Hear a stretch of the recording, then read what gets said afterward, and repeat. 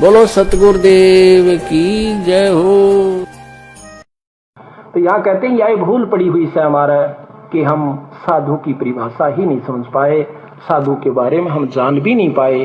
और तुलसीदास भी कहते हैं जो संत ने पहचान लेगा कि मत कान पा हाथ धर लूंगा जिसने संत पहचान लिया। संत का पहचानना ही मुश्किल है, मुक्ति दूर नहीं है। कहते हैं शब्दा लाल तो परख है जौहरी और शब्दा परख है साध, कबीर परख ले साध ने ताका मता आगाध। जो साधु को परख लेगा ना वो तो फिर कहना ही केस है। तो इसी प्रकार हमने हर पहलू पर, हर बात पर यहाँ पर सत्संग के अंदर नजर तोड़ानी होगी। हेलो। हाँ जी। हाँ जी, फोन किया था आपने? हाँ बिल्कुल किया था। बताइए। कौन बोल रहे हैं आप? रामचंद्र दास। रामचंद्र दास जी, भगत जी, आप सब सेवक हो और मैं खाली सेवक हूँ, जी है ना? जी। आप सब सेवक हो। हाँ। और मैं सेवक हूँ, हाँ है ना? हाँ। आपको बोल दिया कि इंदौर के भक्तों को बार बार ऐड मत करो, तो फिर क्यों ऐड कर रहे हैं आप? इंदौर के भक्तों, क्या आप गुरु हो गए क्या वहाँ पे? अरे हम गुरु नहीं है, वो तो हमारे भगत भाई है ना। आपका नाम क्या है? मेरा नाम सुरेश व्यास है। जानता, पहले भी तेरे से मेरी कई बार बात हो चुकी, तो समझा चुका हूँ, तेरे समझ में नहीं आ रही है क्या? अच्छा, स्टेट आप वहाँ के कोऑर्डिनेटर हो सुरेश व्यास जी? हाँ, जिनने आपसे कई बार प्रार्थना की कि आप अपनी औकात में रहो भाई जी, औकात लेकिन में? आप अपनी औकात में नहीं रह रहे हो यार। क्या करें अब, आपको बताइए। इंदौर क्या तुमने खरीद रखा है क्या? अरे तो भैया, जब कोई की इच्छा नहीं हो तो उसको अरे मत जोड़ो, क्यों तो क्यों इच्छा? जोड़ते हो आप कौन जबरदस्ती? होते हो? आप मैं उसको कौन होते लाइन हो? पे, मैं हाँ। उसको लाइन पे लूं जिसको तुमने जोड़ा था अभी? अगर वो तो बोलेगा हाँ मेरी इच्छा के बिगड़ जोड़ा, हाँ, तो फिर मान जाओगे? हम बोलो। 100 बार जोड़ूंगा। तुम कौन होते हो? नहीं, उसकी इच्छा के अरे बिगड़ अगर उसकी उसको इच्छा। जोड़ रहे हो। तुम कौन ठेकेदार होते हो ना? तुम ठेकेदार हो तेरी क्या? बहन को चोदू, चुप रख, अगर चुप। हराम खोर इनके लौड़े, कैसा। तेरी माँ को लेके भग गया क्या मैं? अगर चुप। मैंने अरे ऐसा कोई खोटा काम नहीं करा, तू कहाँ से पैदा हो गया मेरे यहाँ यार, गंदा आदमी। अरे अगर निकम्मे, चुप कुत्ते। यही तो तेरी आवाज तुम। सत साहेब की सतगुरुदेव की जय हो। जगत गुरु तत्वदर्शी संत रामपाल जी महाराज की जय हो। परम पिता परमात्मा केशव कबीर साहेब की जय हो। जगत गुरु तत्वदर्शी संत रामपाल जी महाराज की जय हो। सत साहेब जी। जागो भगतो जागण के रुत आ गए, जागो भगतो जागण के रुत आ गए। पवन भगत यू जयपुर वाला साची साच बता रहा, पवन भगत यू जयपुर वाला साची साच बता रहा। इस मैनेजमेंट कमेटी ने बरवाला कांड करवाया, इस मैनेजमेंट कमेटी ने बरवाला कांड करवाया। रामपाल सतगुरु का भाई मिंदर जुल्म कमा गया, रामपाल सतगुरु का भाई मिंदर जुल्म कमा गया।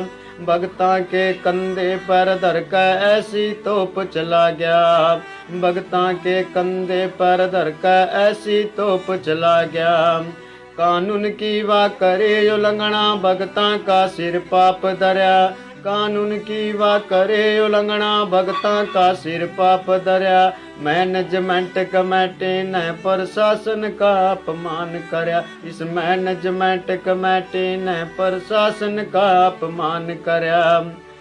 बच्चे बूढ़े महिलाओं को बीच सड़क पर खड़ा करया, बच्चे बूढ़े महिलाओं को बीच सड़क पर खड़ा करया। इस मैनेजमेंट कमेटी ने भाई रामपाल बदनाम करया, इस मैनेजमेंट कमेटी ने भाई रामपाल बदनाम करया। भगत बनाए आतंकवादी हमला करया प्रशासन पे, भगत बनाए आतंकवादी हमला करया प्रशासन पे। रामपाल मरवाना मकसद मैनेजमेंट कमेटी का, रामपाल मरवाना मकसद मैनेजमेंट कमेटी का। यो वंदी बहरी गूंगी संगत मैनेजमेंट ने लूट लई, यो वंदी बहरी गूंगी संगत मैनेजमेंट ने लूट लई। सतगुरु के आदेश बताकर गुंडागर्दी खूब करी। सतगुरु के आदेश बताकर गुंडागर्दी खूब करी। बरवाड़े में रामपाल को मरवाने की तैयारी थी। बरवाड़े में रामपाल को मरवाने की तैयारी थी। उम्र कैद भी करवाने में मैनेजमेंट की साजिश थी। उम्र कैद भी करवाने में मैनेजमेंट की साजिश थी।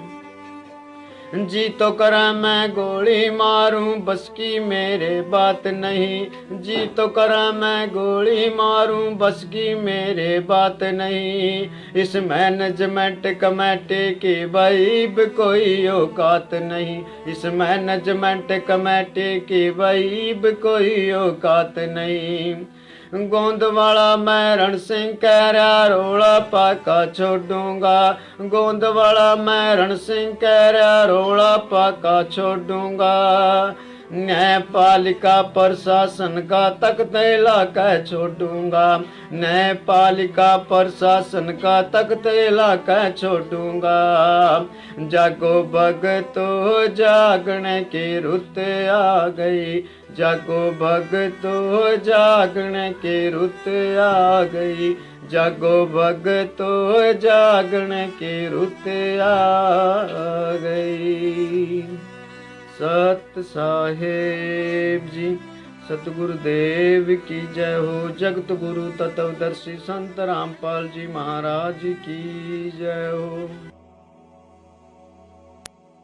बंदी छोड़ सतगुरु रामपाल जी महाराज जी की जय हो। परमात्मा की सभी प्यारी आत्माओं को पवनदास जयपुर वाले का सत साहेब। पुण्यात्माओं, परमेश्वर कबीर साहिब जी की एक वाणी है कि खोद खाद धरती सहे, काट कूट वन राय, कुटिल वचन साधु सहे, औरों से सहा न जाए। जिस प्रकार खुदाई के कष्ट को धरती और कटने के कष्ट को केवल वन ही सह सकता है, ठीक इसी तरह यदि कोई कठोर वचन सहन कर सकता है तो वह भगत होता है। काल प्रेरित दुष्ट आत्मा चाहे कितना ही भक्ति और भगत बनने का ढोंग करे, लेकिन एक दिन अपना असली रंग अवश्य दिखा देती है। जिस प्रकार शेर की खाल में गधा नहीं छिप सकता है, उसी तरह भगत के वेश में कोई गुंडा कैसे छिपा रह सकता है। समय आने पर वह स्वयं ही अपनी औकात और पहचान करवा देता है कि संत रामपाल जी महाराज जैसे परम संत से तत्व ज्ञान उपदेश व सार नाम तक लेने के बाद भी मैं रहा गधे का गधा। पुण्यात्माओं, वर्तमान में जब हम कुछ सारनामी भक्तों व संत रामपाल जी महाराज जी के परिवार वालों की ज्ञान विरुद्ध घटिया और उल्टी हरकतें देखते हैं, तो अज्ञानतावश कुछ आत्माएं गुरु में दोष निकाल लेती है कि यह व्यक्ति काफी वर्षों से संत रामपाल जी महाराज की शरण में है, इसे कोऑर्डिनेटर का पद प्राप्त है, इसको सारनाम भी मिला हुआ है, लेकिन यह व्यक्ति आज भी गधे का गधा ही रहा। लगता है संत रामपाल जी महाराज जी की भक्ति अर्थात ज्ञान और मंत्रों में कोई शक्ति नहीं है। पुण्यात्माओं, यहाँ कमी ज्ञान और मंत्रों में नहीं बल्कि उस आत्मा के संस्कारों की है जिसे सतगुरु का कोई विवेकी भगत ही समझ सकता है। ऐसी आत्माओं के लिए गुरुजी ने एक सत्संग में कालर के खेत का उदाहरण देकर समझाया था कि तीनवा एक स्वभाव, जल नहावै फल वृक्ष दे, साध लखावै दाव। ये कब बोल रहा है? गरीब ऐसी जरना चाहिए,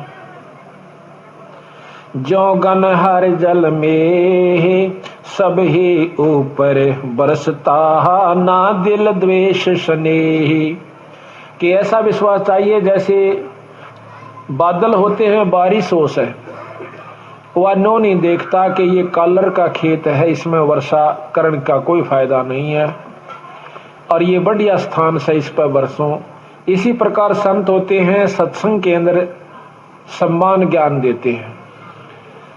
इसी प्रकार जिस प्रकार बारिश सब पर होती है, लेकिन कालर का जो खेत होता है उपजाऊ नहीं होता, वो उसमें उस पानी भी खारा हो जाता है, काम नहीं आता। इसी प्रकार अच्छी जगह जो बारिश होती है, उपजाऊ जमीन पर, उसमें फसल होती है।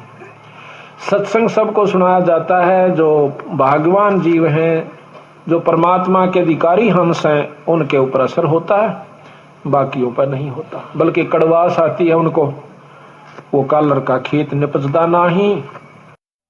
इस सत्संग में गुरुजी ने जिस कालर के खेत का उदाहरण दिया है वह कालर का खेत गुरु गद्दार सतलोक आश्रम मैनेजमेंट हरियाणा संत रामपाल जी महाराज जी के नकली बेटा बेटी भाई जवाई पत्नी जिला व स्टेट कोऑर्डिनेटर नामदान संचालक व कुछ मायाधारी मस्करे हैं। गुरुजी ने बताया कि हंस और बगुला दिखने में एक जैसे ही प्राणी लगते हैं, लेकिन उनकी पहचान उस समय होती है जब भूख लगने पर हंस मोती चुगता है और बगुला मछली। बरवाला कांड से पहले हमें हर कोई वह व्यक्ति जो संत रामपाल जी महाराज जी से उपदेश प्राप्त था, गले में लॉकेट और हाथ में रक्षा सूत्र बांधता था, हमें भगत ही नजर आता था। लेकिन असल में आज पता चल रहा है कि उन भक्तों में से कितने ऐसे हैं जो आज राजनीति की गंदी गलियों में लोट लगाते हुए गुरु गद्दार सतलोक आश्रम मैनेजमेंट वालों के तलवे चाट रहे हैं, और कितने ऐसे हैं जो अपने उन भाइयों को गंदगी से निकालने के लिए उसी काल एजेंट सतलोक आश्रम मैनेजमेंट वालों से माँ बहन की गालियां और मार खा रहे हैं। परम पूज्य सतगुरु रामपाल जी महाराज जी ने सतवादी राजा हरिश्चंद्र की कथा सुनाई थी। इस कथा को लोग सदियों से सुनते सुनाते आ रहे हैं, लेकिन वास्तव में इन कथाओं के मर्म और इनमें छुपे गूढ़ रहस्यों को तत्व ज्ञान और तत्वदर्शी संत के अभाव में चाहे लाख बार सुन लीजिए, किसी के भी समझ में नहीं आ सकता है कि वास्तव में यह कथा क्या संदेश देना चाहती है।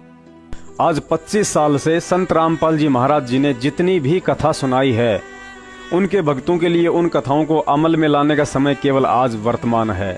ये कथाएं उन्होंने मनोरंजन के लिए नहीं, बल्कि इन कथाओं में छिपी शिक्षाओं को आधार बनाकर भक्ति मार्ग में आने वाली बाधाओं से बचने के लिए सुनाई थी। गुरुजी ने बताया कि राजा हरिश्चंद्र भगवान विष्णु जी के उपासक और एक सतवादी राजा थे। उनके सत और वचन के आगे देवता लोग भी नतमस्तक थे। देवताओं के राजा इंद्र को चिंता होने लगी कि यदि राजा हरिश्चंद्र के सत को नहीं तोड़ा गया तो तेरी इंद्र की गद्दी खतरे में आ सकती है। यह सोचकर इंद्र सहित सभी देवताओं ने एक प्लान बनाया कि ऐसा कौन है जो पृथ्वी लोक पर जाकर राजा हरिश्चंद्र के सत को तोड़ सके। भगवान विष्णु जी के पास जब यह बात पहुंची तो विष्णु जी ने कहा कि यह तुम्हारा व्यर्थ प्रयत्न होगा, क्योंकि राजा हरिश्चंद्र मेरी शरण में है और उसका सत तोड़ना कोई साधारण काम नहीं है। बाकी तुम्हारी मर्जी, चाहो तो कोशिश करके देख लो। इंद्र ने इस काम के लिए नारद जी को चुना, तो नारद जी ने भी ऊपर हाथ खड़े कर डाले कि राजा हरिश्चंद्र भगवान विष्णु जी की शरण में है और उसके सत को डिगाना मेरे बस की कतई बात नहीं है। अंत में देवताओं की झूठी निंदा चुगली के चलते विश्वामित्र जी ने यह बीड़ा उठाया और गुरुजी ने बताया कि विश्वामित्र जी ने अपनी सिद्धि शक्ति से राजा हरिश्चंद्र जी को राज्य विहीन कर डाला। मात्र 100 असरफियों के लिए पुत्र पत्नी और स्वयं राजा हरिश्चंद्र जी की बाजार में बोली लग गई। अंत में पुत्र की मौत हो गई, पत्नी पागल हो गई, स्वयं ने कालिया नामक मुर्द फरोश बनकर शमशान घाट पर मुर्दे जलाने का काम करना पड़ा। पुण्यात्माओं, राजा हरिश्चंद्र को ना ही तो तत्व ज्ञान था, ना ही उन्हें कोई पूर्ण तत्वदर्शी संत प्राप्त था और ना ही पूर्ण परमात्मा की शरण में था। लेकिन उसके उपरांत विश्वामित्र की घोर कष्टदायी सिद्धियां भी राजा हरिश्चंद्र के सत अर्थात भक्ति और विश्वास को डगमग नहीं कर पाई। और विष्णु जी को भी अपने भगत पर इतना अटल विश्वास था कि उन्होंने सर्व देवताओं को कह दिया था कि राजा हरिश्चंद्र मेरी शरण में है। उसके विश्वास को डिगाना काठ की हथौड़ी से लोहे को काटने जैसा है। संत रामपाल जी महाराज जी के मुख कमल से कही गई ये कथा आज यही शिक्षा देती है कि उन लाखों लोगों को चुल्लू भर पानी में डूब के मर जाना चाहिए जो अपनी गंदी जुबान से कहते हैं कि मैं जगत गुरु तत्वदर्शी परम संत सतगुरु रामपाल जी महाराज जी का भगत हूँ, और दूसरी तरफ काल एजेंट सतलोक आश्रम मैनेजमेंट हरियाणा के इशारों पर सारे के सारे भक्ति विरुद्ध कर्म कर रहे हैं। उन कृतघ्नी खुर्दगर्ज लोगों को भी डूब के मर जाना चाहिए जिन्होंने संत जी के जेल जाते ही गुरु विमुख होकर नकली सार शब्द के लालच में दूसरे काल प्रेरित पंथों की अज्ञानता वाली गंदगी में नाक रगड़ना शुरू कर डाला।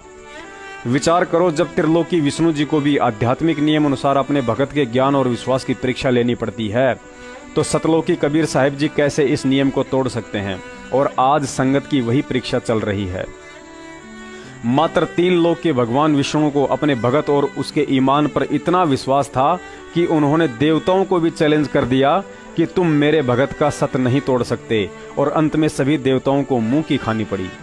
लेकिन आज संत रामपाल जी महाराज जी के तत्व ज्ञान प्राप्त लाखों भक्तों का एक 2 कौड़ी के सतलोक आश्रम मैनेजमेंट हरियाणा ने उन्हीं के फर्जी आदेश बताते हुए जगह जगह कांग्रेस को वोट डलवाकर उनका सत्य ही नहीं बल्कि भक्ति, ईमान, धैर्य और विश्वास सबको चकनाचूर करके गुरुद्रोही की श्रेणी में खड़ा कर डाला। क्योंकि जिस कांग्रेस सरकार ने 2006 में आर्य समाजियों के इशारों पर क्रोथा कांड करवाकर संत रामपाल जी महाराज जी को 22 महीने जेल में प्रताड़ित किया था, आज उसी कांग्रेस को समर्थन व वोट दिलवाकर संत रामपाल जी महाराज जी के गद्दार भाई महेंद्र भगोड़े ने लाखों भक्तों को गुरुद्रोही बना डाला। सत पर रहकर राजा हरिश्चंद्र ने तीनों लोकों में अपने इष्ट भगवान विष्णु जी का मान बढ़ाया था, लेकिन आज लाखों अंध भक्तों ने सतलोक आश्रम मैनेजमेंट के इशारों पर गंदी राजनीति का हिस्सा बनकर अपने सतगुरु संत रामपाल जी महाराज व उनके तत्व ज्ञान का 21 ब्रह्मांडों में सबके सामने मजाक बना दिया। आज लाखों अंध भक्तों की महामूर्खता पर देवता लोग भी ठहाके मार मार कर हंस रहे होंगे कि राजा हरिश्चंद्र जैसे एक त्रिलोकी उपासक के सामने लाखों सतलोकी उपासक आखिर कैसे एक एक करके फेल होते जा रहे हैं।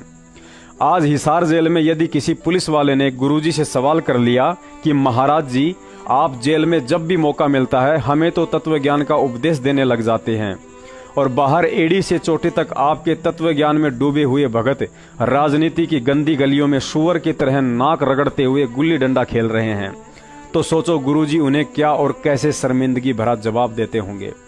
आगे इस कहानी में गुरुजी ने बताया कि अंत में नौबत यहां तक आ गई कि स्वयं राजा हरिश्चंद्र तलवार लेकर अपनी पत्नी का शीश काटने ही वाला था कि पीछे से भगवान विष्णु ने आकर उसका हाथ पकड़ लिया और कहा, हरिश्चंद्र, आज आपने सत ना छोड़कर दुनिया के सामने मेरा और मेरी भक्ति का मान रखा है, आप परीक्षा में विजयी हुए, मांगो क्या मांगते हो।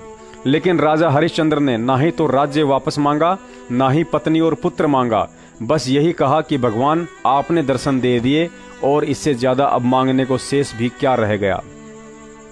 और हम इतने बड़े गधे हैं कि वर्तमान में गुरुजी जेल में बैठकर तरह तरह की परेशानियों का सामना कर रहे हैं और हम खुद गर्ज रात दिन सतलोक आश्रम मैनेजमेंट के चोरों के नंबरों पर भिखारियों की तरह अपनी मन्नतें पूरी करवाने के लिए प्रार्थनाओं पर प्रार्थनाएं लिखवाते रहते हैं।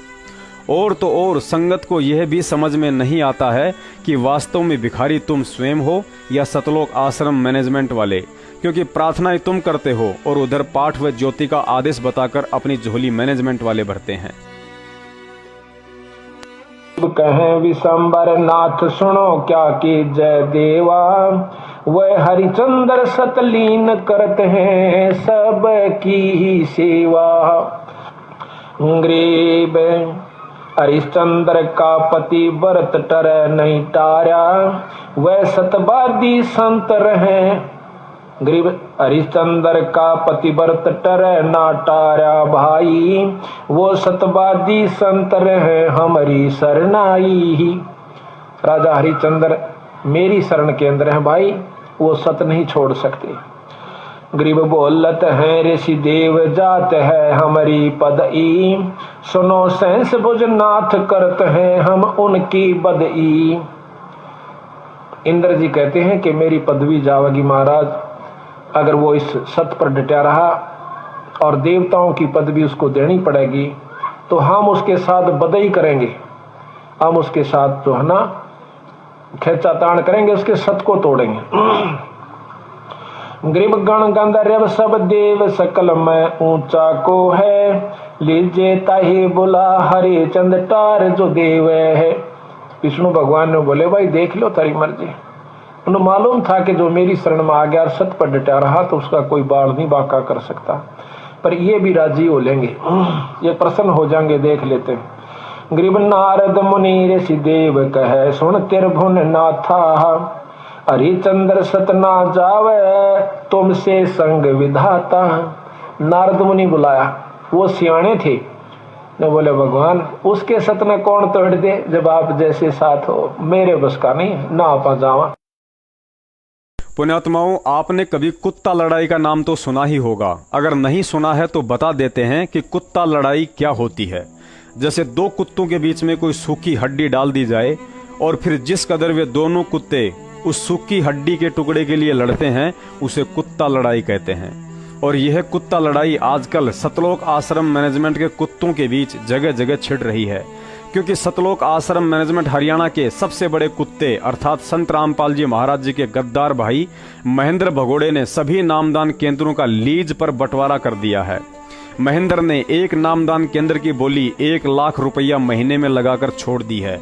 मतलब जिस भी व्यक्ति को नामदान केंद्र खोलना है तो उसे महीने का 1 लाख रुपया सतलोक आश्रम मैनेजमेंट हरियाणा को जमा करवाना है और बाकी जितना भी ऊपर का दान धर्म आता है उसे नामदान केंद्र वाला स्वयं रखेगा। जब से 1 लाख रुपया महीने में नामदान केंद्रों का बंटवारा हुआ है तब से नामदान केंद्र वालों ने अधिक से अधिक दान इकट्ठा करने के चक्कर में संगत को भी बांटना शुरू कर दिया है। उदाहरण के लिए यदि चंडीगढ़ की संगत डेरा बस्सी वाले नामदान केंद्रों पर जाकर 2 रुपया दान कर देती है या डेरा बस्सी की संगत चंडीगढ़ वालों के व्हाट्सएप ग्रुप में जुड़ जाती है तो तुरंत वहां के जिला कोऑर्डिनेटरों व नामदान केंद्र वालों की आपस में कुत्ता लड़ाई छिड़ जाती है कि तूने हमारी संगत को डेरा बस्सी वाले ग्रुप में कैसे जोड़ लिया, और बीच में बेवजह संत रामपाल जी महाराज जी को डाल देते हैं कि गुरुजी का आदेश है कोई भी भगत नया व्हाट्सएप ग्रुप नहीं बनाएगा। जिस जिले की संगत है वह केवल उसी जिले के कोऑर्डिनेटर के द्वारा बनाए गए व्हाट्सएप ग्रुप में रहे। यदि उस जिले के ग्रुप से बाहर निकल गई तो नाम खंड हो जाएगा। मुझे डर तो इस बात का है कि कल को गुरुजी का यह आदेश ना आ जाए कि कोई भी भगत शादी नहीं करेगा। जिस जिले की संगत है शादी केवल उसी जिले का कोऑर्डिनेटर ही करेगा और बाकी सभी भक्तों ने पांडवों की तरह उसके घर एक एक रात्रि जाकर सेवा देनी है। यदि किसी ने सेवा नहीं दी तो उसका नाम खंड हो जाएगा। अरे अकल के अंधो, तुम जिस परम संत का आदेश बताकर संगत के बाद अब आपस में ही अपने स्टाफ को मूर्ख बना रहे हो, वह परम संत तो अपने तत्व ज्ञान से पूरे विश्व की सीमाओं को मिटाकर पूरी मानव जाति को प्रेम की डोर से बांधना चाहता है और तुम गधों ने उसके भक्तों को ही जिलों की सीमाओं में बांधना शुरू कर दिया। संत रामपाल जी महाराज जी की तरफ से भाड़ में जाए तुम्हारे व्हाट्सएप और फेसबुक के ग्रुप। संत रामपाल जी महाराज तो उस समय से यह ज्ञान प्रचार कर रहे हैं जब तुम्हारी इस फेसबुक और व्हाट्सएप के जन्मदाताओं का भी जन्म नहीं हुआ था। अभी तो तुम लोग माया की भूख में इस संगत रूपी सूखी हड्डी के लिए लड़ रहे हो, लेकिन याद रखना एक दिन यही सूखी हड्डी अर्थात जागती हुई संगत तुम्हारे गले की हड्डी बनकर तुम्हें घुटनों के बल बैठने पर मजबूर करेगी। भगत जी कैसे को? ठीक है जी, बढ़िया जी, दया परमात्मा की जय बंदी छोड़ की। और भगत जी वो प्रेम भगत जी को आपका मैसेज किया था कुछ वो मैसेज के बारे में। हाँ जी। हाँ। तो क्या भगत जी, क्या उसमें किसने बोला है गुरुद्रोहियों का ये जगत और ग्रुप है? अच्छा, किसने बोला है? आपके पास मैसेज है वो वाला? इसमें है मैसेज, आप वाले में है, मेरे पास नहीं है। आप वाले में है, चंडीगढ़ वाले में पता नहीं। हाँ, उसमें मैं आपको मैसेज फॉरवर्ड कर रहा हूँ, वो मैसेज दोबारा देखना भगत जी, ठीक है जी। हाँ, उसमें गुरुद्रोही किसने बोल रखा है जी, ठीक है जी। कहाँ पे है गुरुद्रोही लिखा हुआ? नहीं, पहले वाले में था, जब पहले मैंने बात की थी। हाँ, बहुत पहले था ना भगत जी। और उस वक्त फिर मैंने उस वक्त फिर वॉइस मैसेज भी डाला था कि भगत जी ऐसे कोई दिक्कत नहीं है, वो भक्तों का ग्रुप है ना जी। तो आप जब बात बता रहे हो ना तो मेरी बात सुनो, उसी के बेस पर आपने फिर दोबारा फिर डाला। ये फ्रैक्चरबाजी है, नहीं भक्तों के अंदर होती है। भक्तों के अंदर तो भक्ति वाली बात होनी चाहिए।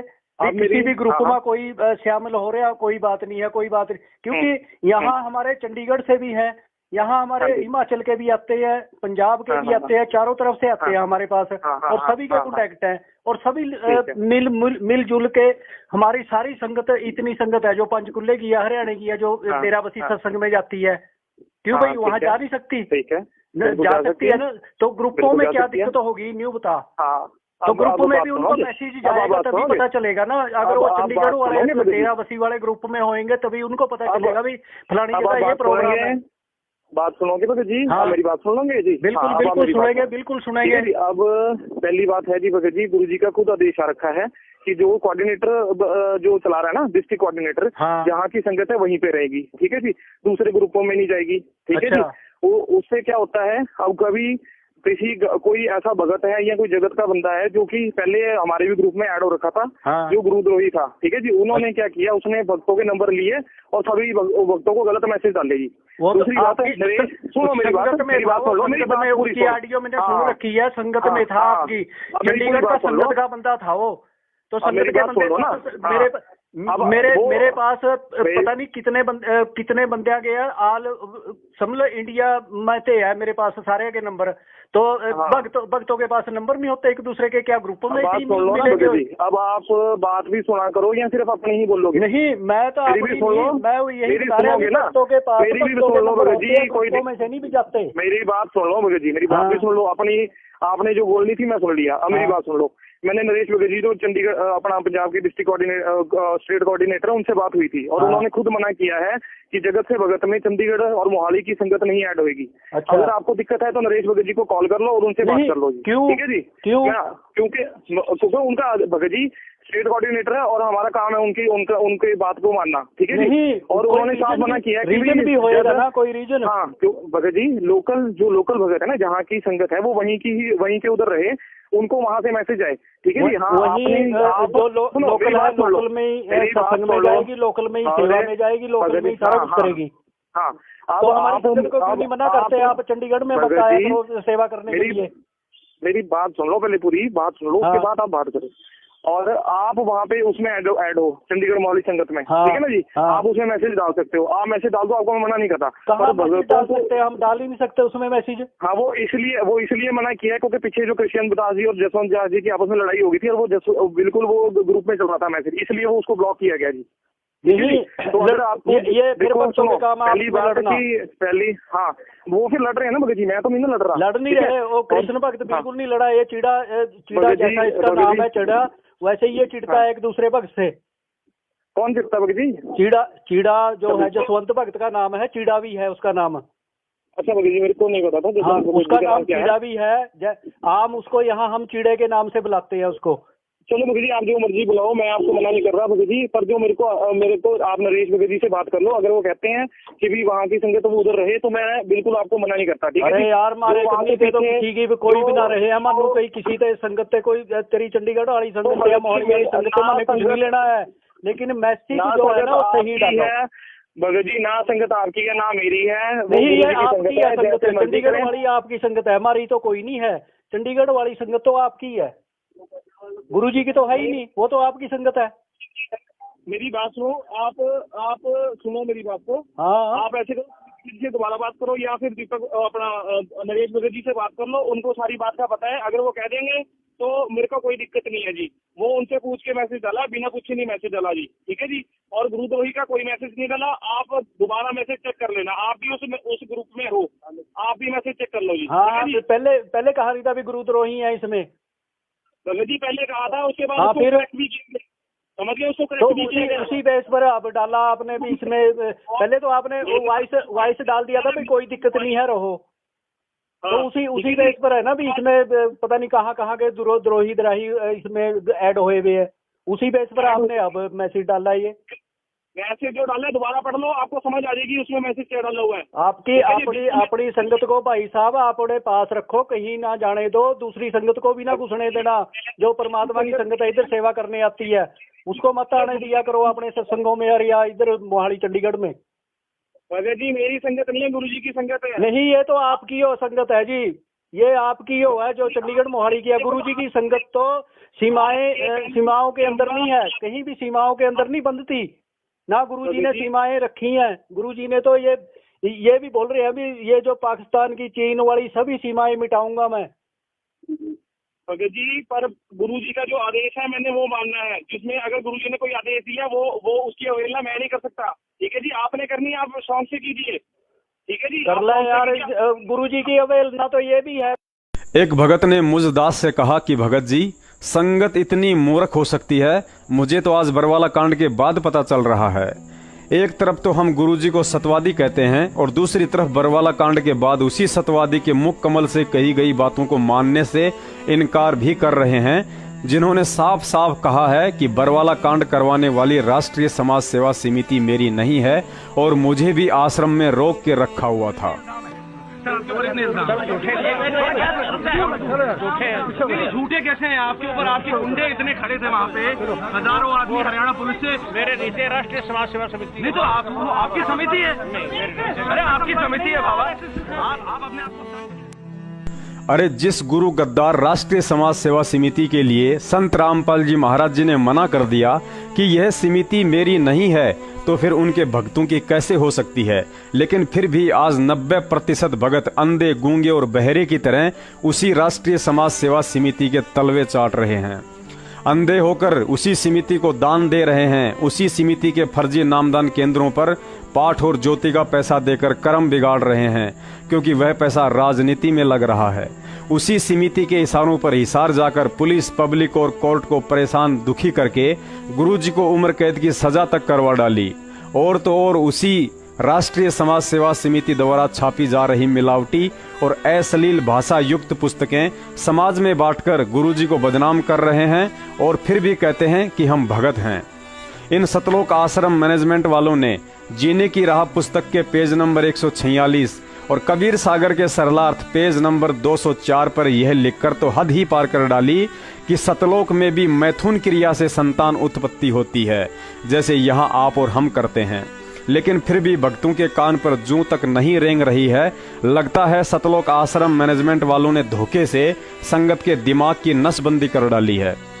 दास ने उस भगत भाई को सतगुरुदेव जी के तत्व ज्ञान आधार से बताया कि भगत जी, इतने प्रत्यक्ष प्रमाण देखने के बाद भी यदि किसी की बुद्धि सत्य और असत्य को समझने का निर्णय नहीं ले पा रही है, तो दोष उन आत्माओं का नहीं बल्कि उनके प्रारब्ध के कुसंस्कारों का है, जो वर्तमान में दीवार की तरह उनकी आंखों के सामने खड़े होकर उन्हें अंधा बना रहे हैं।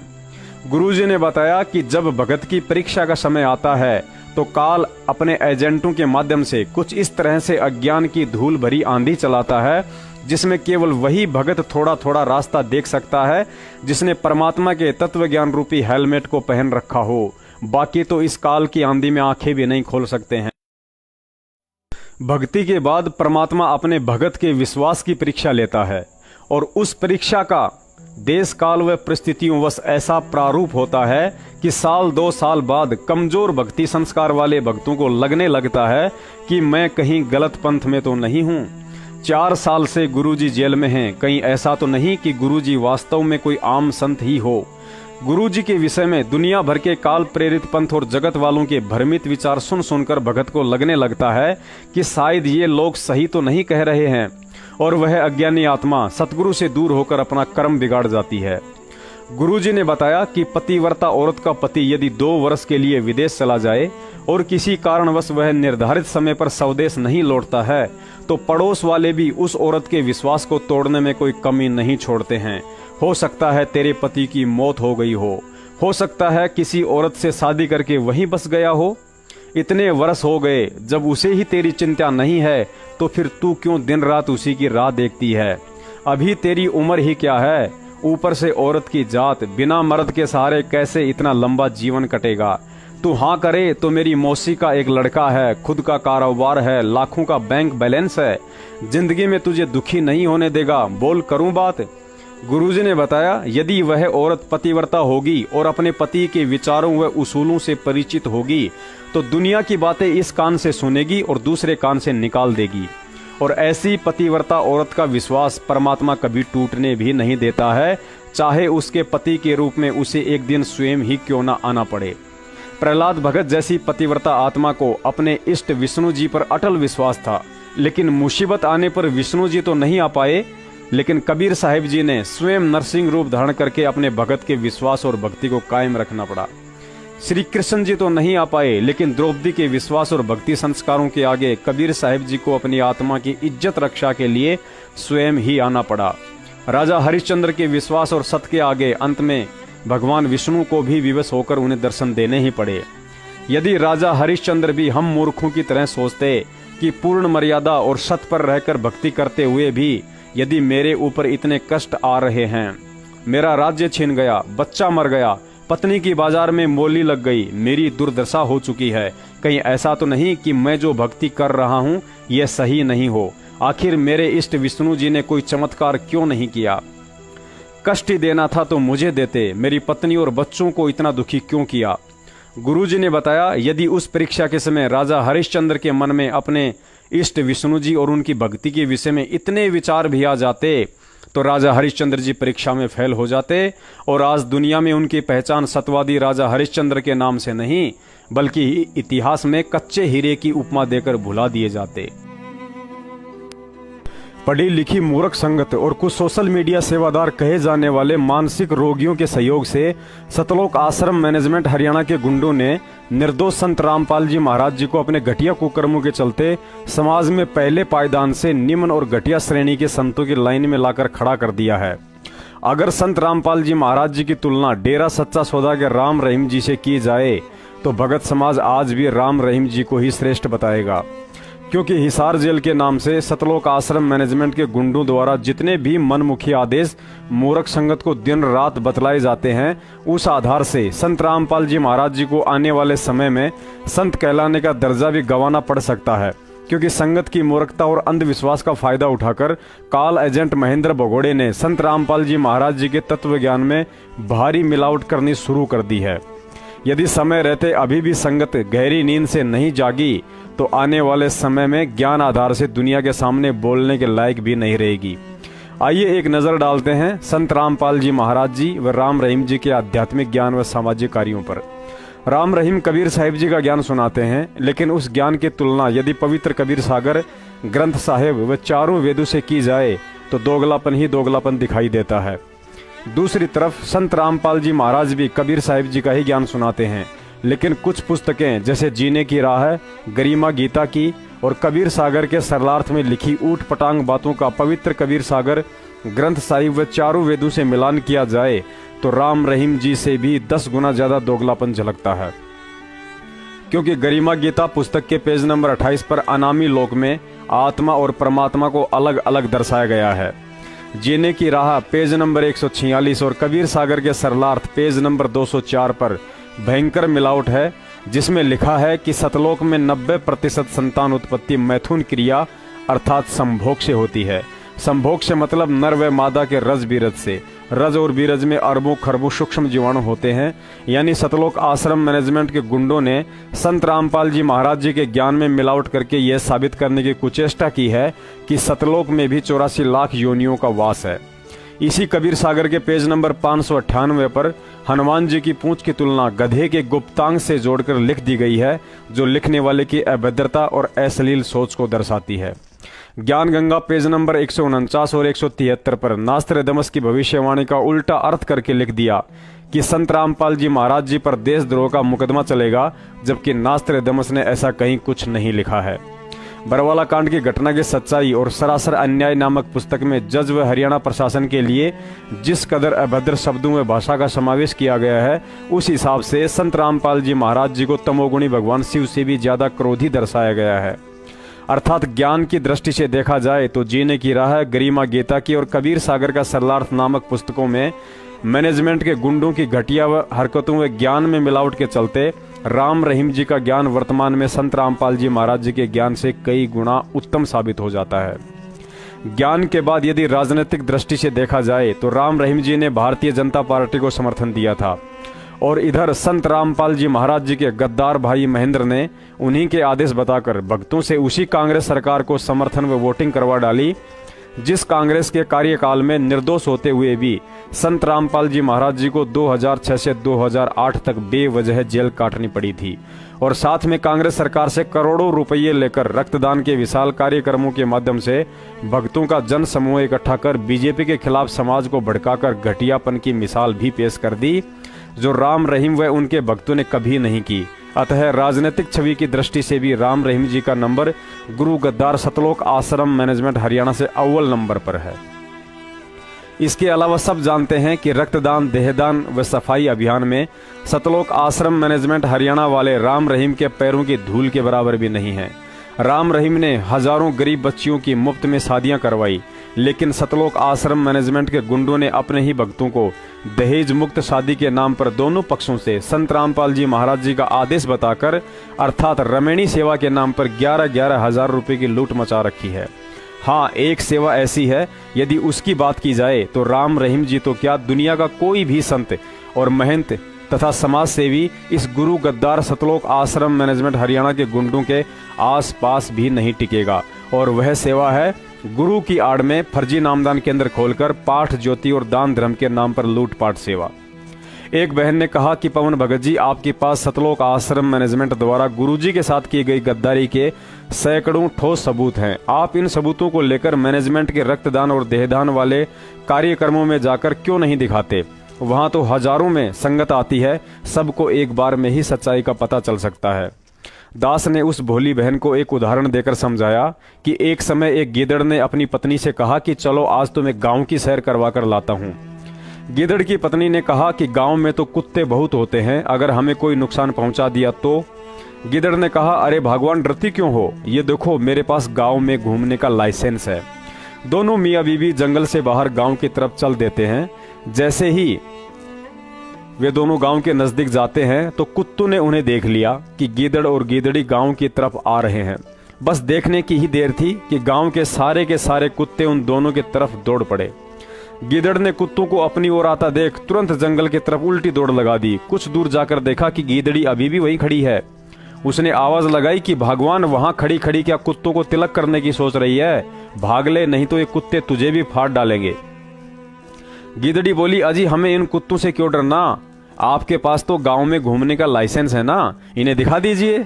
यह सुनकर गीदड़ ने जोर से आवाज लगाते हुए कहा कि भगवान, लाइसेंस तो है लेकिन दिखाऊं किसे, ये सारे के सारे कुत्ते अनपढ़ हैं। इतना सुनकर गीदड़ी भी वहां से भाग छूटी और मुश्किल से अपनी जान बचाई। यह कहानी सुनकर उस बहन के झट से समझ में आ गया कि सतलोक आश्रम मैनेजमेंट हरियाणा के कार्यक्रमों में जाकर भक्तों को समझाना तो गांव के कुत्तों को लाइसेंस दिखाने के बराबर है। काल प्रेरणा से उल्टा हमें ही फाड़ने की कोशिश करेंगे।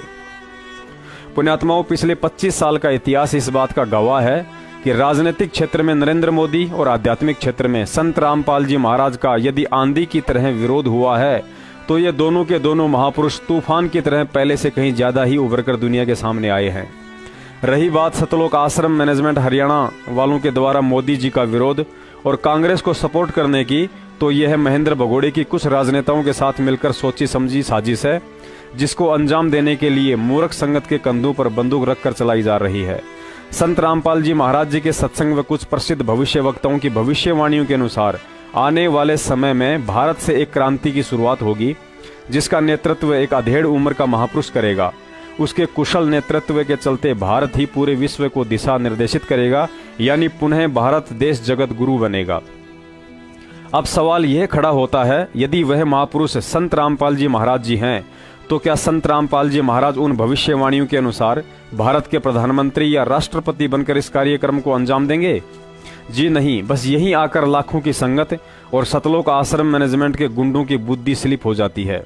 संत रामपाल जी महाराज जी ने भक्ति मार्ग के हर सवाल व समस्याओं का समाधान अपने तत्व ज्ञान आधार से सत्संगों व पुस्तकों में लिख रखा है, लेकिन दुविधा यह है कि सतलोक आश्रम मैनेजमेंट वाले तो उन्हें एक सामान्य संत मानते हैं, जिस कारण उनकी बुद्धि उनके प्रवचनों को समझ नहीं सकती है, और संगत के पास इतना समय नहीं है कि इन पुस्तकों को समय निकालकर पढ़ सके, क्योंकि संगत को तो पढ़ने के बजाय इन पुस्तकों को समाज में बेचकर अपने पुण्य बनाने की जल्दी ज्यादा रहती है। यथार्थ भक्ति बोध का सरलार्थ पेज नंबर 154 पर आदरणीय गरीबदास जी महाराज जी ने स्पष्ट लिखा है कि दिल्ली के तख्त पर छत्र फेर भी फिरायसी, खेलत गुप्तार सैन भंजन सब फोकट फैन, मैयल राज बाला पुरुष सतगुरु दिखलायसी। सरलार्थ में लिखा है कि भारत की राजधानी दिल्ली के तख्त अर्थात गद्दी पर बैठेगा, उसके सिर पर पुराने राजा महाराजाओं की तरह छत्र फिरेगा तथा राजा बनने वाले पुरुष को वह सतगुरु दिखलाएगा। अर्थात यहाँ स्पष्ट होता है कि वह सतगुरु स्वयं राजा ना बनकर किसी अन्य पुरुष को दिल्ली की गद्दी पर बैठाकर उसे मर्यादित तरीके से राज करने के लिए निर्देशित करेगा।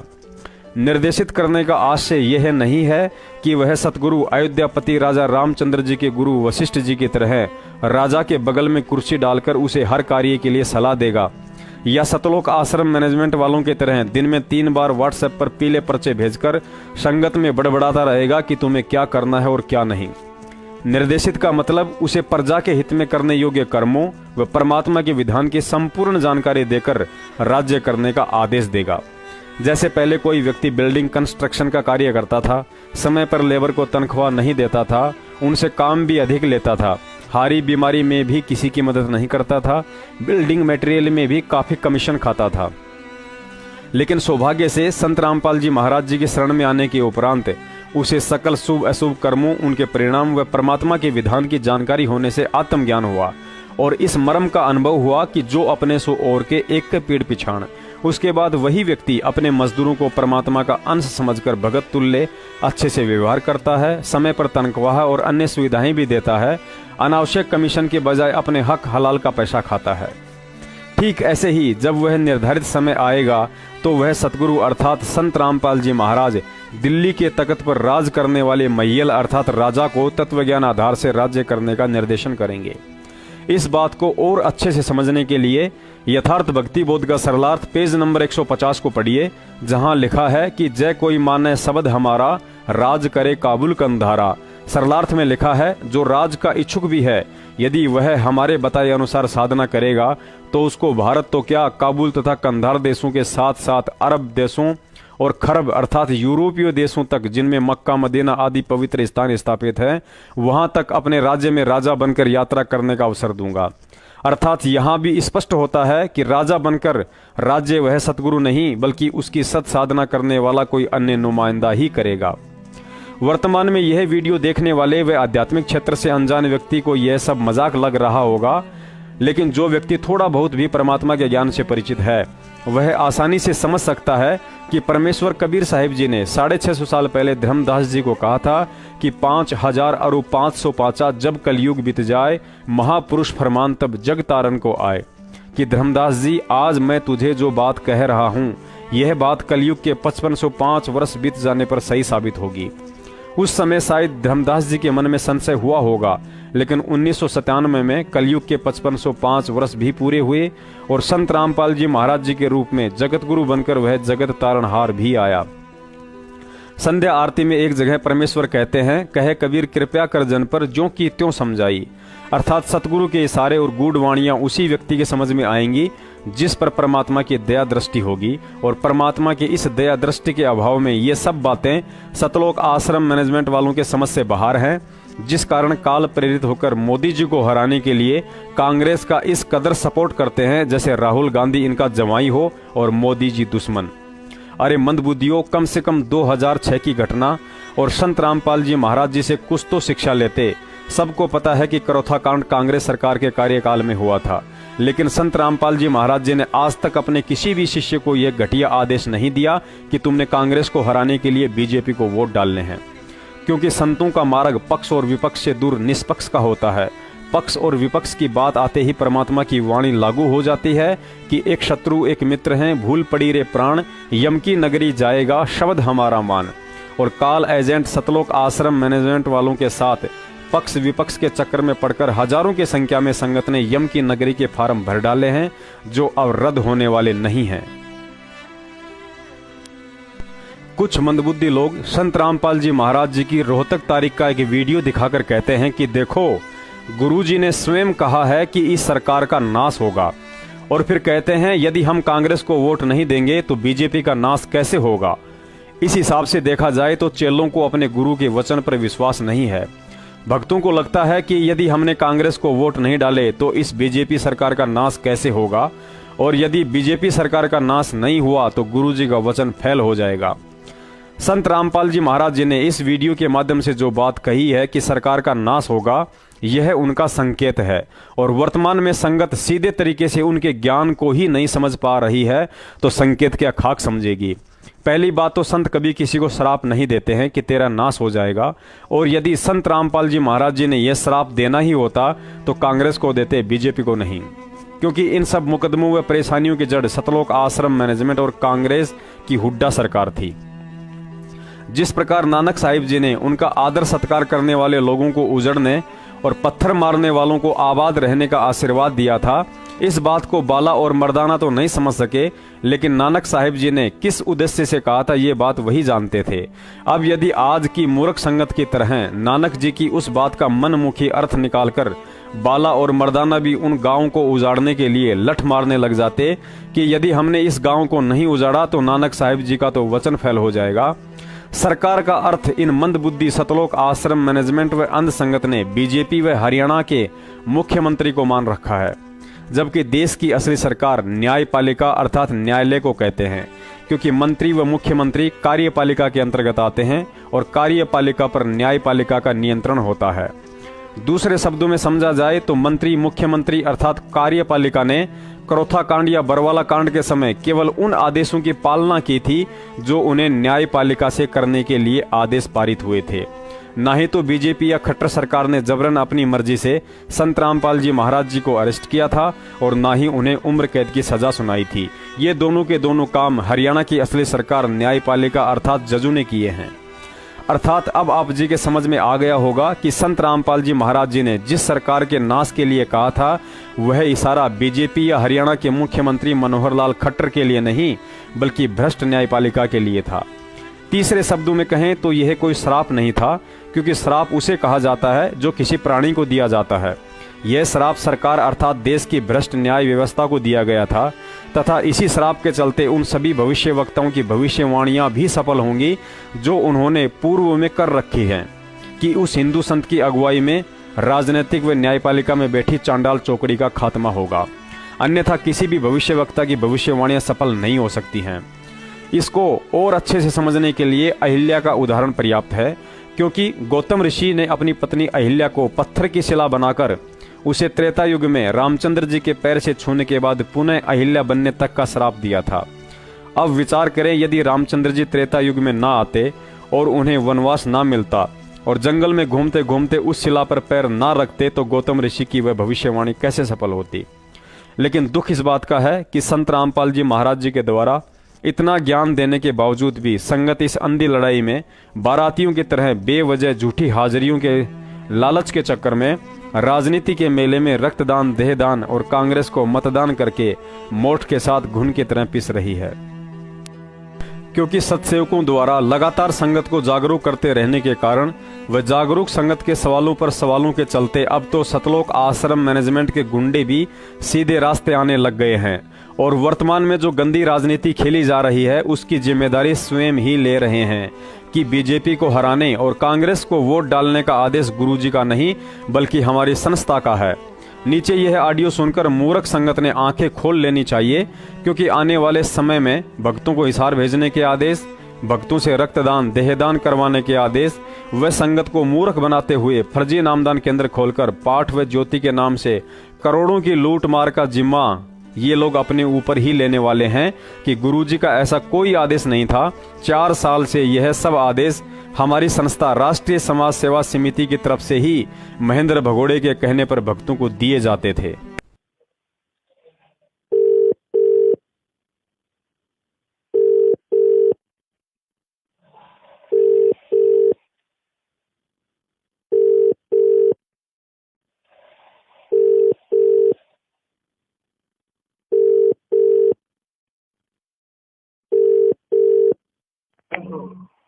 Hello hello.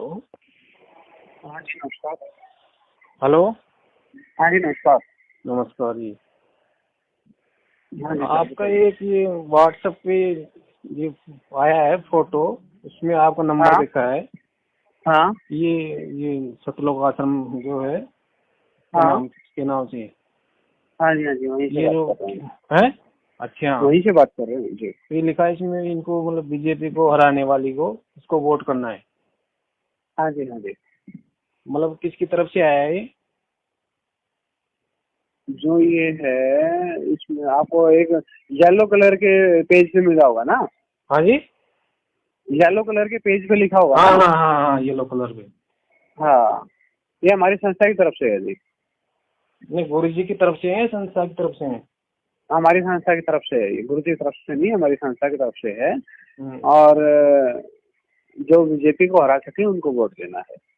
अच्छा, ठीक है। हाँ, बीजेपी के विरोध में है और किसी के पक्ष में नहीं है। ठीक है, हम ये पर्सनली नहीं बोलते कि हम उनको वोट दो, लेकिन इस बीजेपी की सरकार नहीं आनी चाहिए, इसके हम विरोध में हैं। तो बीजेपी को कैसे पता चलेगा कि कौन हरा सकता है? इसे कैसे मालूम चलेगा अपन को? क्या अपन को कैसे मालूम चलेगा कि कौन पार्टी बीजेपी को हरा सकती है? आपके स्टेट आप जुड़े हैं गुरु जी से? तो आपके जो स्टेट कोऑर्डिनेटर हैं, कहाँ से बोल रहे हैं आप? सवाई माधोपुर, राजस्थान। राजस्थान से। आपके स्टेट कोऑर्डिनेटर प्रकाश जी हैं, तो प्रकाश जी से आप बात कीजिए। ठीक है, मतलब गुरु जी का आदेश तो नहीं है ना? प्रकाश जी से आप बात कर लीजिएगा, पूरी इन्फॉर्मेशन वो दे देंगे आपको। तो आप ये ऐसी क्यों, मतलब गुरु जी के आदेश, मतलब गुरु जी ने कभी ऐसा सत्संग में बताया नहीं? आपके हमने बता दिया कि जो बीजेपी को हरा सके उसको वोट देना है। तो ये भी बताओ फिर आप किसको देना है वोट, ये भी तो बताओ। ज्यादा मैं बता तो रहा हूँ, अगर ज्यादा जानकारी चाहिए तो आपके स्टेट कोऑर्डिनेटर प्रकाश जी हैं, आप प्रकाश जी से बात कीजिए। ये कौन सी बात है, ये आपको पता नहीं क्या? अरे भाई साहब, आपके कोऑर्डिनेटर हैं जो आपकी स्टेट में जो मैनेज कर रहे हैं, आप उनसे बात करो ना, वो बताएंगे आपको। गुरु जी के आदेश के सत्संग में ऐसे कभी बताया नहीं भी इसको देना है नहीं देना। पुण्यात्माओं, गधे को गधा इसलिए कहा जाता है कि उसका मालिक उसे चाहे खाना दे या ना दे, उसे 8 घंटे काम में लगाए रखे या 24 घंटे, उसे लठ मारे या आराम दे, वह सब कुछ चुपचाप सहन करता रहता है, क्योंकि वह गधा है। हाल ही मध्य प्रदेश के सारनामी गुंडे विष्णु तेली ने संगत को कांग्रेस के मुख्यमंत्री कमलनाथ का आशीर्वाद दिलवाने के लिए एक कार्यक्रम में बुलवाया। कमलनाथ और कमलनाथ के कमांडो चमड़े के जूतों सहित गुरुजी की फोटो के आगे उस पवित्र स्थान से गुजरे जहां भगत अपने सतगुरु को दंडवत प्रणाम करते हैं। उसके बाद स्टेज पर भी जूतों सहित ही चढ़ गया। मतलब कांग्रेसी नेता कमलनाथ के जूते संत रामपाल जी महाराज व उनके अंधभक्तों को आशीर्वाद दे रहे थे, क्योंकि स्टेज के नीचे गुरुजी की फोटो और ज्योति जल रही है और कमलनाथ के जूते स्टेज पर गुरुजी की फोटो के ऊपर घूम घूम कर भक्तों को आशीर्वाद दे रहे हैं। हम और आपके बीच में पधार चुके हैं। सभी से प्रार्थना है, हमारे माननीय मुख्यमंत्री महोदय, गरीबों के मसीहा, राष्ट्र के निर्माता, हम सभी अनुयायियों के दुख दर्द की बात सुनने वाले आप सभी के बीच में हैं।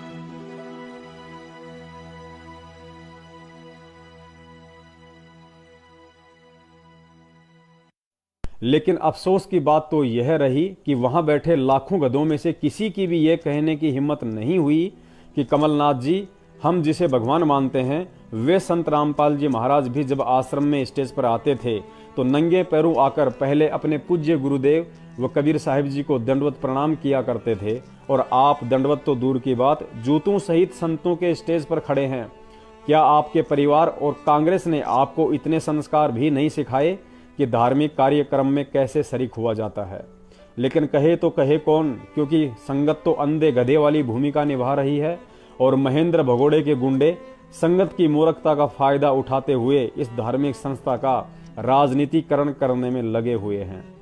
संत रामपाल जी महाराज जी ने एक सत्संग में कहा था कि बच्चों, कभी भूलकर भी किसी राजनेता या पार्टी का समर्थन मत करना, क्योंकि हम जिस भक्ति मार्ग पर चल रहे हैं, यह दास रामपाल इस मार्ग का डॉक्टर है और तुम मरीज। तुम अभी नहीं समझ सकते कि क्या सही है और क्या गलत, लेकिन दास जैसा कहे वैसे चलते रहना। फिर गुरुजी ने बताया कि भक्ति मार्ग में किसी भी पार्टी को वोट डालना क्यों मना किया जाता है, क्योंकि हम जिस भी पार्टी के नेता को वोट डालकर चुनते हैं, वह अपने कार्यकाल में 90% कुक्रम और 10% सुक्रम करता है। चूंकि वह हमारे वोट से नेता बनकर सारे कर्म करता है, अतः धर्मराय के विधान अनुसार उसके हर अच्छे बुरे कर्म कुक्रम में हमारा भी उसी अनुपात में सहयोग गिना जाएगा। अर्थात उस नेता के 90% कुकर्मों में हम भी बराबर के हिस्सेदार बनते हैं, क्योंकि काल का संविधान है, सत का राज धर्म राय कर ही अपना किया सब है दंड भरही। ये तो ऐसा है जैसे हमने 2 लाख रुपए की FD करवा दी, उसके बाद यदि हम 10 साल भी बैंक नहीं जाते हैं तो भी हमारे उन 2 लाख का ब्याज हमारे खाते में ऑटोमेटिक आता रहेगा। अर्थात हमने तो एक बार वोट डालकर किसी को नेता बना दिया, लेकिन उसके कुकर्मों का ब्याज ना चाहते हुए भी ऑटोमेटिक 5 साल तक हमारे भक्ति अकाउंट में जुड़ता रहेगा। इसलिए आगे उस सत्संग में गुरुजी ने बताया कि फिर भी तुम्हें वोट डालना पड़ जाए तो सरकार ने एक नोटा के बटन की सुविधा दी हुई है, आप उसको दबा दीजिए, जिसका मतलब होता है कि मैं राजनीति से दूर हूं और मेरा किसी भी पार्टी या उम्मीदवार से कोई संबंध नहीं है। यह नोटा वाला आदेश भी केवल उन्हीं भक्तों के लिए है जो ज्ञान आधार से खुलकर कुछ कह पाने की हिम्मत नहीं कर पाते हैं। कि इन राजनेताओं से हटकर तुम भगवान की तरफ चलो एक बार। और ये फिर क्योंकि इन दिन में 100 झूठ बोलने पड़े हैं, क्योंकि 10 आदमी का काम नहीं कर सकता मुख्यमंत्री एक साल में भी ढंग से, और ये MLA वगैरह तक कर ही क्या सकते हैं। बस ये गणत थाने में जो अपने मत के होते हैं ना, उनकी सिफारिश कर देंगे, दूसरों के साथ अन्याय करवा देंगे, इतना ये कर सकते हैं, इससे अधिक इनका ब्योंत नहीं है। कहने का भाव यह कि ये भी जरूरी है, आवश्यक है, ये अपना व्यवस्था बनाए रखने के लिए। और आप जी इनके पाछा हंडे जाओ, हो ये लुक जाए फिर जाओ, ना ये कुछ कर सकते ना विकास कर पाते, तो इनका पीछा छोड़कर मालिक की तरफ चलो।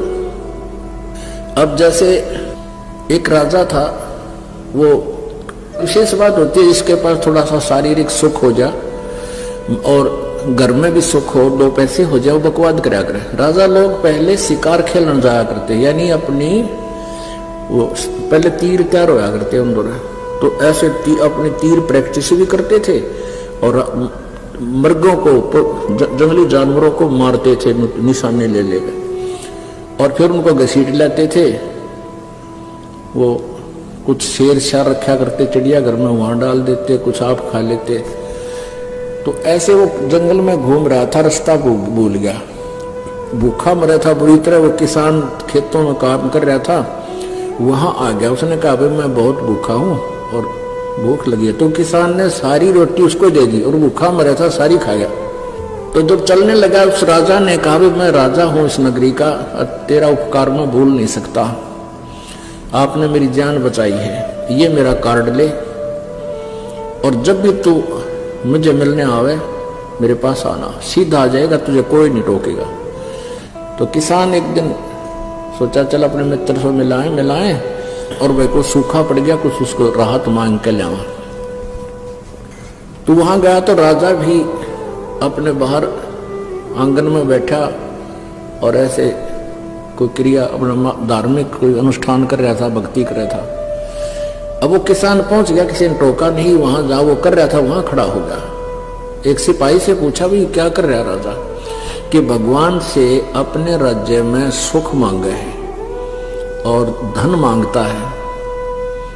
तो किसान बोला अरे तेरा गजब, ये मत भिखारी के पास आ गया, उल्टा ही चल पड़ा कि मैं तो इस तो मांगना था, यू आप भिखारी पाया मैंने, तो मैं उसी से क्यों ना मांग लूं जिससे ये मांग रहा है। वापस आ गया।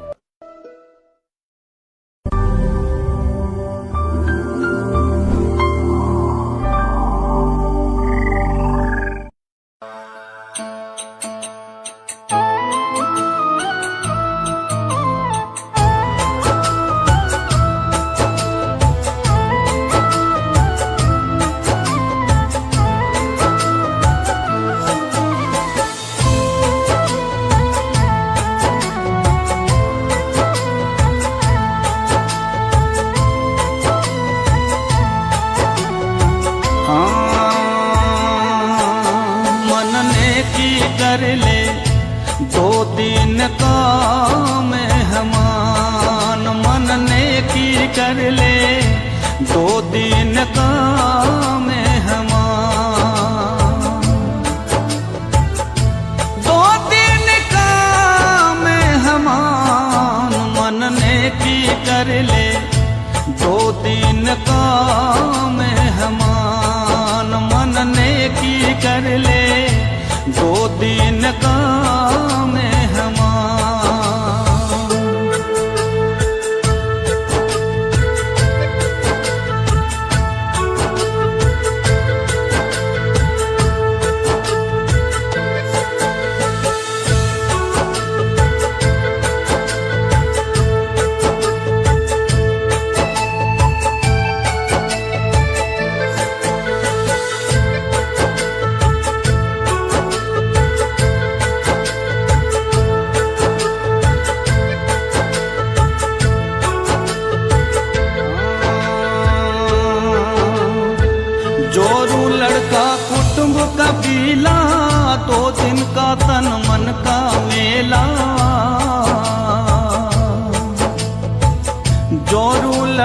कुटुंब कबीला, 2 दिन का तन मन का मेला।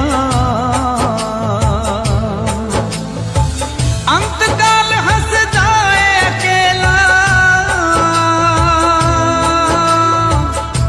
सज माया मंडान। मन ने की कर ले 2 दिन का मेहमान। मन ने की कर ले 2 दिन का मेहमान।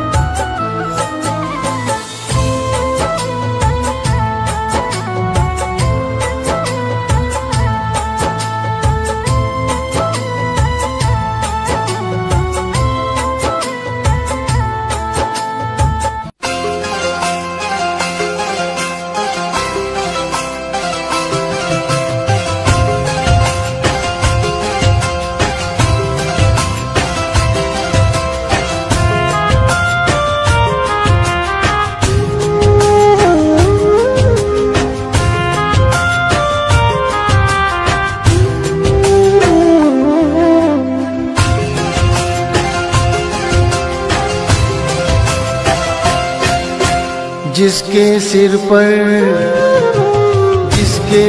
पर कृपा गुरु की, वो दुख कैसे पाएगा। जिसके सिर पर कृपा गुरु की, वो दुख कैसे पाएगा।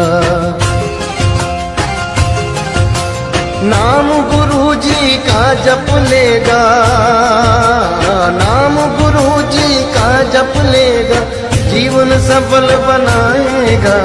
जिसके सिर पर कृपा गुरु की, वो दुख कैसे पाएगा। जिसके सिर पर कृपा गुरु की, वो दुख कैसे पाएगा।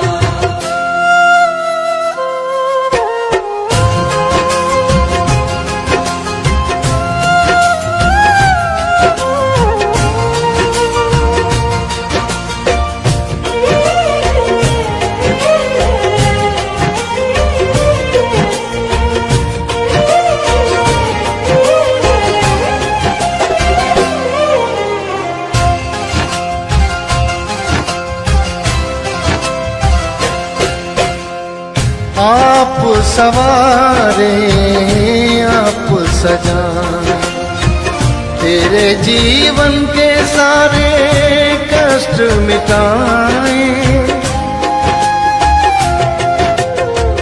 आप सवारे आप सजाए, तेरे जीवन के सारे कष्ट मिटाए। पालनहारा सबसे न्यारा, नाम गुरु जी का सबसे प्यारा, सबसे प्यारा। बनकर ढाल दुखों की तेरे चमत्कार दिखलाएगा। बनकर ढाल दुखों की तेरे चमत्कार दिखलाएगा।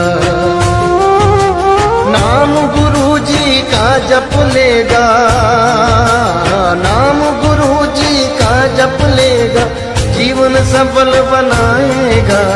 जिसके सिर पर